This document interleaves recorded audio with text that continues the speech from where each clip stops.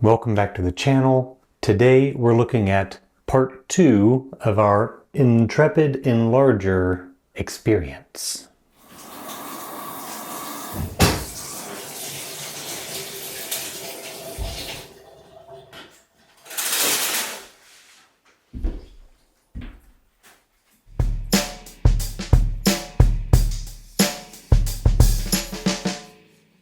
So last time we opened up the box that the Intrepid Compact Enlarger was shipped in. We looked at what was included and a little bit of the features.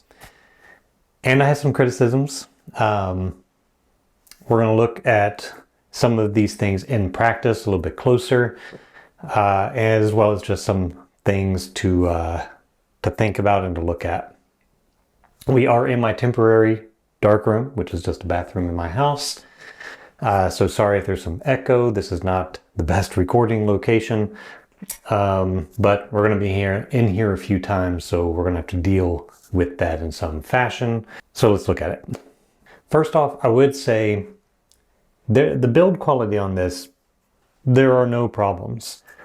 I don't mind that there are 3D printed parts. That's kind of what you expect with Intrepid. That's how they make their cameras. It's a pretty solid little machine.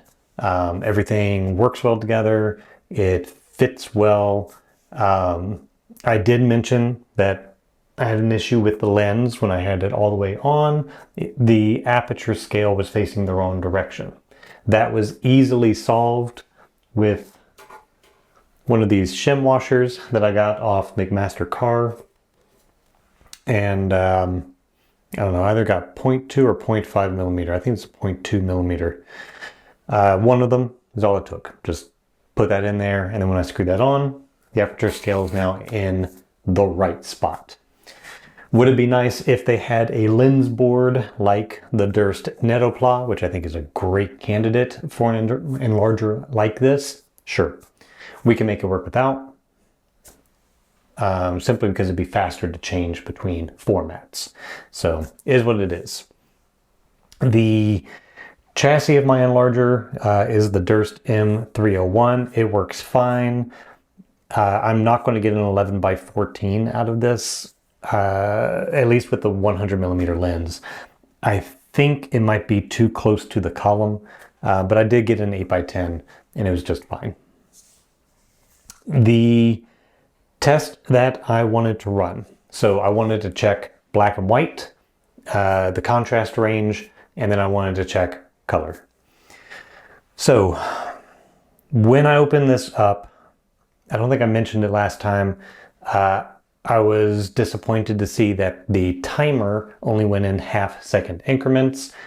And I talked about that on my Discord with some folks. Going through the custom menus, I found that you can in fact change that to whole seconds, half seconds, and 1/10 of a second. So timer works 1/10 of a second like I would prefer, just fine. The black and white mode, let's talk about that for a second. What I did, and I have some test strips here, was used my large step wedge, Kodak #3 step wedge, and I used an Ilford filter kit, and we did a 00, a 2, and a 5 filter so that I would have the standard to go by. So I have the number 00 filter, ignore my little wet fingerprint there, the 2 filter, and the 5 filter. Then I compared that to the 00 setting, the 2 setting, and the 5 setting. And what I have to say is the 5 setting is the same as a 5 filter. So there were concerns that the full 5 blue setting would not create the same contrast as an Ilford #5 filter, but it does. So when looking at these steps, see, this is the 2, this is the 5 for the head. and the 5 for the filter. And what I am getting is 1, 2, 3, 4, 5, 6, 7 steps. And I'm getting the same 7 steps on the head. So full 5 filter, great. Now, that being said, if you're printing with a full 5 all the time, you need to work on your negatives. You're underexposing, you're underdeveloping, you have some problems. But you can at least get the full contrast range, at least with Ilford paper, which is what I'm using. This is the Ilford Multigrade RC Deluxe. I expect the same from their fiber paper. Now, let's get to the lower filters. So there's 00 and there's 2. So the 00, I'm actually getting lower contrast with the green full setting on the head than I am with the 00 filter, which is interesting. If you've ever wanted lower contrast than you can get with the filter, this head will do it at the 00 setting. I mean, personally, I've never said to myself, man, I wish I could print with even lower contrast, but it's available. I would say maybe quarter or half grade lower, so like a 000, I guess, but it gets there. What that means though is at the 2 setting, I am getting slightly lower contrast. So in that, let me find the right one. 5s, 00. Okay, so here are my 2s. So with the 2 filter, I'm getting 1, 2, 3, 4, 5, 6, 7, 8, 9 shades of gray from black to white. With the head on the 2 setting, I'm getting 1, 2, 3, 4, 5, 6, 7, 8, 9, 10. So I'm getting one distinct rectangle or step different. It's about half a grade. For negatives that I know print at a 2, I'll use the 2.5 setting to get it printing about the same. For negatives in the future, if this is the enlarger that I'm going to use, then I would just calibrate my development of my film to work with this. So it's going to print a little low contrast at a 2. You can just crank that up to your choice. What I would have liked to have seen was at least a menu option to change the grades within 1/10 of a step. However, I'm not sure you're going to be able to do that in reality. I think you could program it easy enough, but I don't think the head is capable of doing 1/10 of a step increments. We'll talk about the LEDs in a moment. So that being said, black and white, it seems to work just fine. I think you're going to have to kind of change your learning curve a little bit on which settings you dial in for getting the same equivalent grade to a Ilford filter. You can just change this to a white setting and use an Ilford filter, but you're going to lose about a stop speed. I ended up having to double my time. It was already at an 8x10 with an 100 millimeter lens, 6x7 medium format negative carrier. I was at a printing time of about 20 seconds. You would have to, I did have to up that to 40 seconds using the filter and printing through that. However, this is a little high on the scale. I could have shifted that down, probably a full stop just fine on exposure. So we're looking about 10 seconds head, 20 seconds filter. So take that if you will. I printed that long to get the 00 to a full black. You need a little extra time. Okay. All that being said, black and white, you get this enlarger. I think you're going to be perfectly happy. A little bit of a tweak, but otherwise perfectly happy. It seems to do exactly what it says it can do. Okay, let's talk about color. That's our elephant in the room here. So what I have set up, my print viewing kit, so that I can get the color correct. But also over here, I have my, which you can see just the edge of it, my print viewing light for color. It's the graphic light D50 viewer for color correction. So what I did was took one of my 6x7 color negatives, which I printed many times before on this channel for some of it, as well as print exchanges, and I wanted to make a color print that matched what I'd done before. So let's talk about those. This is the print that I came up with. It is color print, okay? It is just a touch blue. So I need to get this a little bit warmer, particularly this section down here. When I used my color viewing kit, it said I needed to do about 5 points of yellow. Last time I talked about how this scale does not line up with existing enlargers. And it has a start setting recommended in the manual of 100 points all the way across, and then go from there. You get the greatest range from the cyan dial, the smallest range from the yellow dial.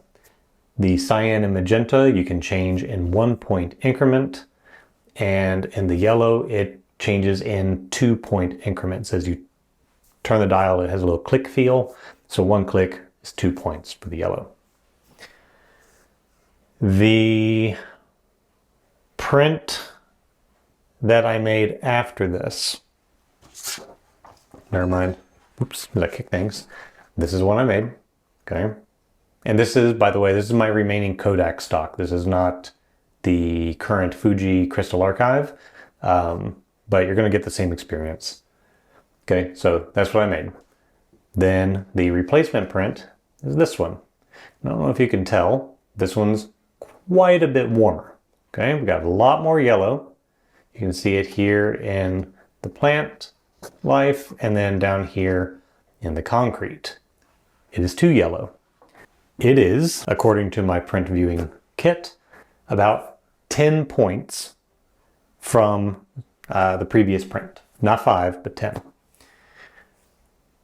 I only moved the dial 1 click. So I was at 104. I changed it to 102. And that is how much yellow shift I got. And I would say the ground shifted even warmer than the plant. So the concrete section, the asphalt, probably went about 20 points, while the plant, the brush went 10. And that is from 1 single click of the yellow dial. Why is that? Well, I have my theories. Let's dig into that.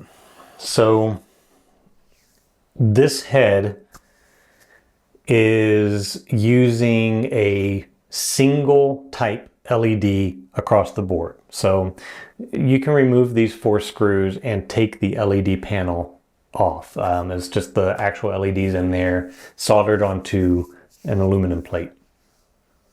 And doing so, I could look at how these were affected when I changed the dial. What they are using is the SK8612 RGBW. That is a fairly common LED out there that allows you to change with one LED red, green, blue, and white. And you can change it warm white to cold, and you can change the dial all the way around through the color rainbow. And that's kind of the problem. If you tried to, it's like Cheesecake Factory, right? If you tried to do everything, you can't do any one thing well. And I think these types of LEDs can't do all the colors very, very well, especially within the wavelength range that we need to. And let's get to specifics on that. Looking at the chart for the spectral sensitivity. Now this is for Fuji Crystal Archive. I told you I'm already using the last of my Kodak paper, but they're about the same. We can see where we have our peaks on the wavelength scale. If we look at tricolor printing filters, this is your 25 red, 58 green, and 47B blue. You can see that we're not really in the right area. That's why the manuals say don't use those. Instead, use the 29 red, 61 green, and 47 blue, not 47B. This gets you closer, a little bit sharper cutoff, gets closer to those peaks. But then Kodak in their own lab would use the 70 red, the 98, and the 99 filters, which is what I used in my video about tricolor printing. And these have even closer cutoffs to the actual wavelength peaks.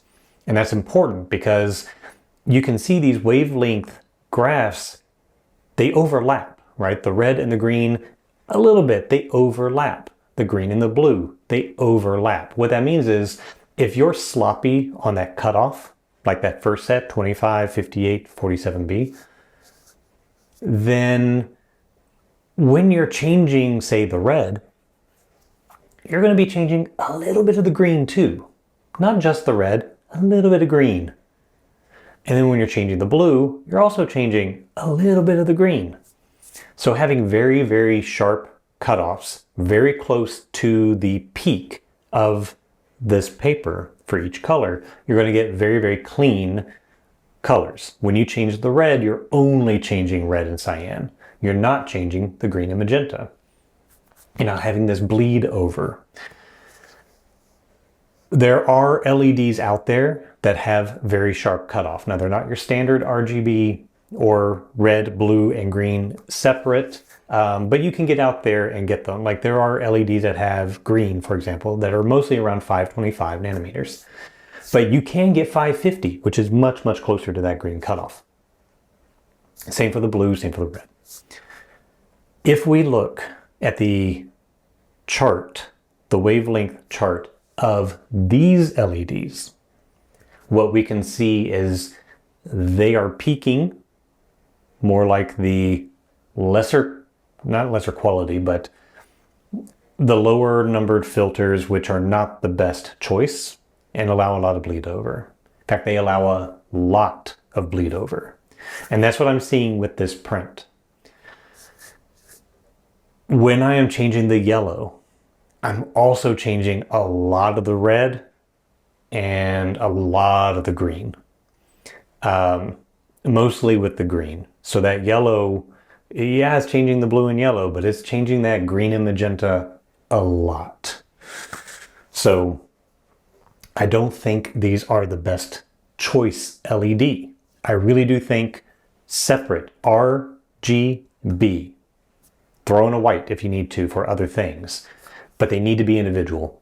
It needs to be, I think, scheduled for or calibrated for additive printing style, not subtractive. I just don't think this is going to work trying to get two colors to line up to make yellow and to make magenta.